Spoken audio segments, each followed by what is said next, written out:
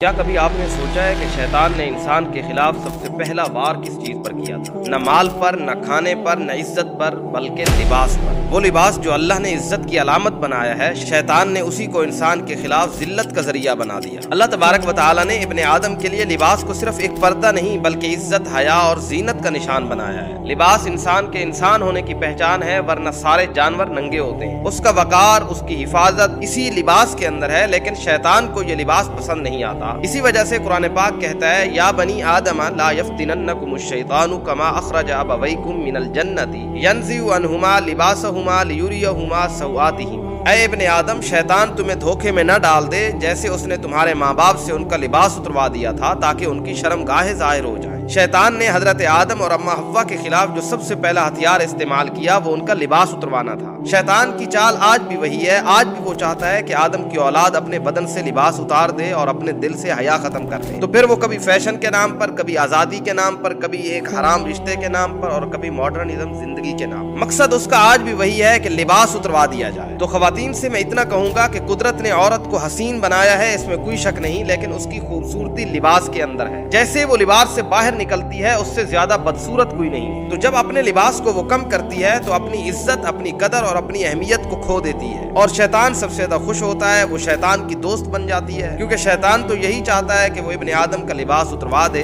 اور اللہ تبارک و تعالیٰ کو ابن آدم پر سب سے زیادہ شرم تب آتی ہے جب آدم کی اولاد اپنا لباس اتار کر زنا کے راستے پر چل پڑتی ہے۔ تو میں اپنی بات کو مختصر کرتے ہوئے بس اتنا کہوں گا، سمجھنے والے میں یقین کرتا ہوں کہ سمجھ جائیں گے کہ کبھی بھی حرام کا رشتہ ننگی تصویریں اور نیوڈز بھیج کر نہیں بچایا جا سکتا کہ آپ سوچیں کہ یہ رشتہ آگے چل کر مجھے شادی تک لے جائے گا۔ جس انسان نے آپ کو ننگا دیکھ لیا ہے وہ کبھی بھی آپ کو اپنی عزت بنانے کے راستے پر نہیں چلے گا۔ تو اگر آپ یہ چاہتی ہیں کہ آپ باعزت رہیں، باقدر رہیں، آپ کی ایک قدر و قیمت ہو، تو اپنا لباس مکمل رکھو اور اپنے آپ کو لباس کے اندر محفوظ رکھو۔